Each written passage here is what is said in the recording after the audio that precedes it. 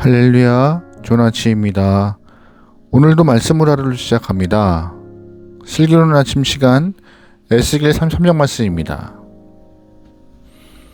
저는 실수하지 않으려고 많이 노력하는 사람입니다. 다른 사람에게는 그럴 수 있지 라고 말하지만 정작 자신에게는 그러면 안 돼 라고 말을 하죠.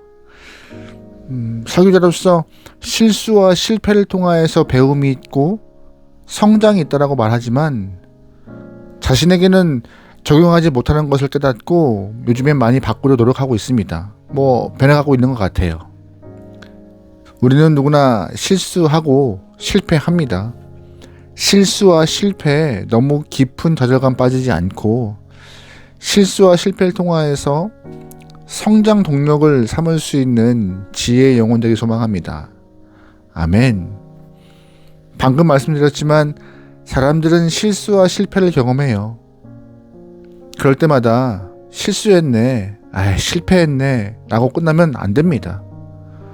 실수와 실패가 잠깐의 부끄러운 경험이 아니라 성장과 변화, 배움의 시간으로 바꿔 가려면요, 어디서부터 잘못되었는지, 왜 이런 일이 발생했는지 되돌아봐야 합니다.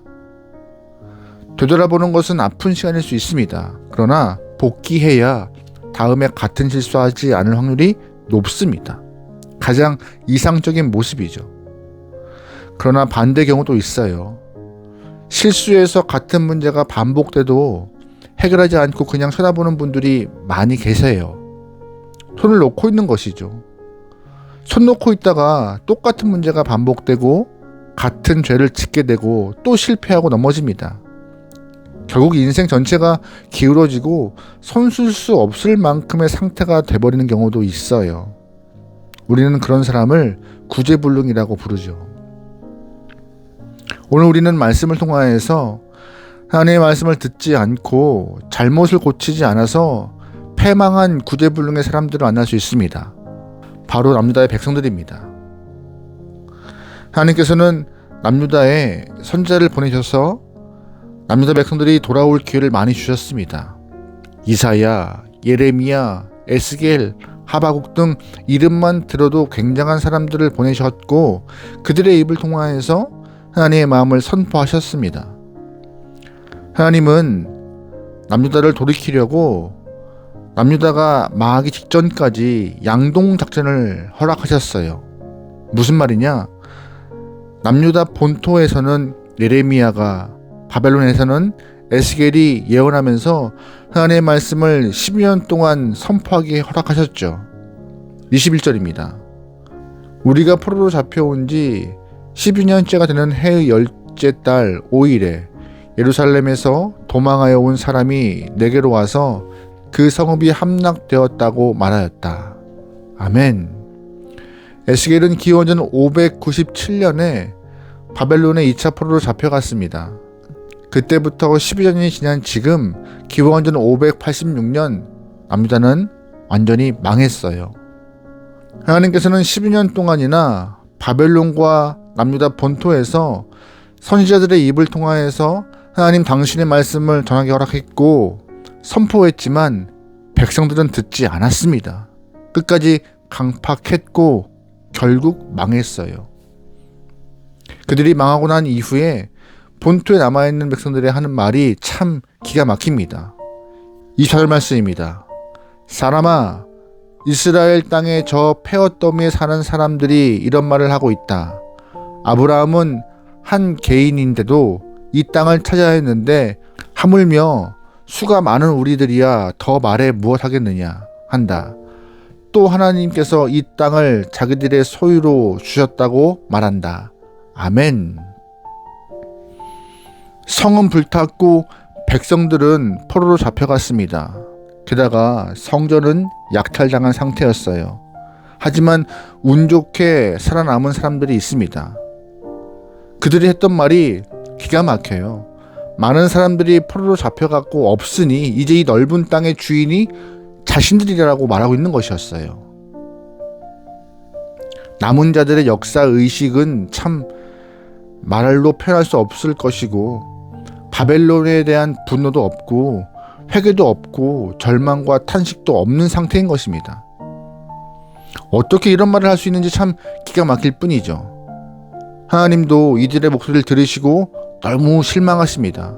그래서 남자를 향하여서 예정된 모든 심판을 다 내리겠다라고 말씀하세요. 27절 말씀입니다. 너는 그들에게 또 전하여라. 나 주 하나님이 말한다. 내가 나의 삶을 두고 맹세한다. 폐허더미 속에 있는 사람들은 칼에 쓰러질 것이요 들판에 있는 사람들은 내가 들짐승들에게 잡혀 먹도록 하겠으며 산성과 동굴에 있는 사람들은 전염병에 걸려서 죽게 하겠다. 아멘. 하나님은 포로로 잡혀가지 않고 본토에서 은금과 폐물을 가지기 위하여서 애쓰는 사람들, 자기 것이라고 고백하는 사람들 향하여서 칼과 들짐승, 전염병으로 심판하겠다 말씀하십니다. 사실 하나님께서는 남자를 향하여서 많은 기회 주셨어요. 백성들이 바벨론 1차 포로로 잡혀간 기원전 605년에 그때 이스라엘 사람들이 남유다 영혼들이 돌이켰다면 분명히 멸망하지 않았을 것입니다. 또한 바벨론 2차 포로가 진행되었던 기원전 597년에 그들은 돌이킬 수 있는 기회가 있었습니다. 만약 그들이 돌이켰다면 망하지 않았을 것입니다. 아니, 망했다 하더라도 그때 돌이키고 회개했다면, 회개 운동을 일으켰다면 남아있는 영혼들의 생명은 보존받았을 것입니다. 하지만 이들은 미련하게도 거듭되는 실패와 징계에도 하나님이 돌아오라 하는 말씀 속에서도 깨닫지 못하고 돌이키지 않았습니다. 죄의 자리를 지켰죠. 우리는 이들의 실패와 어리석은 모습을 보면서 무엇을 느끼는지 스스로에게 물어봐야 할 것입니다. 하나님께서 우리에게도 여러 말씀을 하시는데 여전히 그 자리에 복지부동하고 있다면 그것은 우리에게 심각한 영적인 병이 있다는 것을 반증하는 것입니다. 여러분, 그러기에 말씀에 반응하셔야 합니다. 말씀을 들으시면 그 말씀의 깨달음을 갖고 삶으로 변화시켜야 하나님이 우리를 향하여서 기뻐할 것이고 우리와 함께 하시고 우리의 삶을 역전시키시는 것입니다. 여러분, 그러기에 돌이키시고 주님과 동행할 수 있기를 주의로 축원합니다. 아멘. 계속해서 본문을 보면은요, 포로로 잡혀간 영혼들의 영적인 미련함이 아주 심각한 정도입니다. 30절이에요.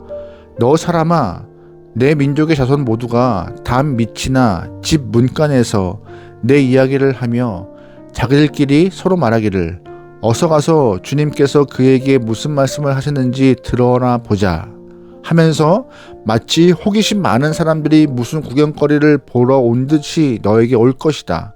그러나 그들은 내가 하는 말을 듣기만 할 뿐 그 말에 복종하지 않을 것이다. 그들의 입으로는 달갑게 여기면서도 마음으로는 자기들의 욕심을 따르기 때문이다. 아멘. 포로로 잡혀온 사람들은 에스겔의 말을 듣기 위하여서 자주 찾아올 거라 말하고 계세요. 그들은 고향을 잃은 사람들입니다. 절망감을 경험한 영혼들이죠.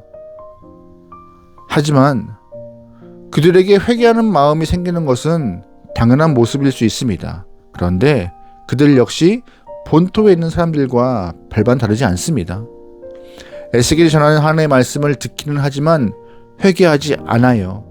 그들의 마음은 하나님의 말씀과 멀리 있고 몸은 선지자 앞에 나와 있지만 말씀을 행함으로 옮기지 않습니다. 그 모습에 하나님은 진노하신 거예요. 33절 말씀입니다. 그러나 내가 너에게 시켜서 한 그 말은 반드시 이루어진다.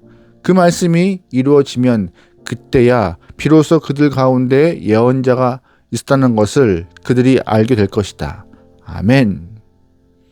선지자 에스겔이 전한 말이 이루어질 때 그때가 반드시 올 것이라 하나님은 말씀하세요.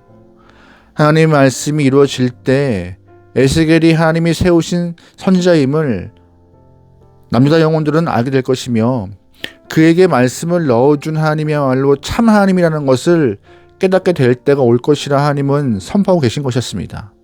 하지만 그 모든 것들을 에스겔이 하나님이 보내신 영혼이며 하나님이 참된 신임을 알게 될 때 그때는 이미 늦었습니다. 하나님은 우리에게 시마다 때마다 경고하고 계세요. 내가 영적으로 예민하게 반응하고 분별력이 있으면 충분히 알아들을 수 있을 만큼 지금도 말씀하십니다. 하지만 그럼에도 불구하고 미련하고 어리석게도 하나님이 주신 그 기회를 놓치면 훗날 후회합니다. 그때 아무리 탄식하고 눈물 쏟아도 소용없는 것이죠. 오늘 우리에게 주시는 하나님의 말씀, 경고의 메시지 잘 듣고 분별력 하시면서 오늘 하루 우리의 마음과 생각을 잘 붙잡고 말씀대로 삶을 고쳐가면서 주님을 기쁘게 할 수 있는 귀한 영혼 되기를 소망합니다. 우리는 항상 말씀을 기준으로 돌이켜야 하는 영혼입니다. 여러분 오늘도 돌이켜서 주님과 살아갈 수 있는 귀한 영혼 되기를 소망합니다. 아멘. 기도하시겠습니다. 사랑하는 하나님, 우리의 인생을 돌보시고 말씀을 통하여서 돌아올 수 있는 기회, 깨달을 수 있는 기회 주심을 감사합니다. 항상 말씀과 살아가며 주신 말씀을 마음에 새기고 깨닫고 삶으로 옮겨가며 살아갈 수 있는 귀한 영혼들에게 인도하여 주시옵소서. 누구를 바라봅니까? 어디를 향합니까? 세상의 중력에 따르지 않고 세상의 원리와 법칙 따르지 않고 주의 말씀의 삶이 움직일 수 있는 하나님의 영혼들에게 인도하여 주시옵소서. 모든 걸 맡기오며 예수님의 이름으로 기도합니다. 아멘.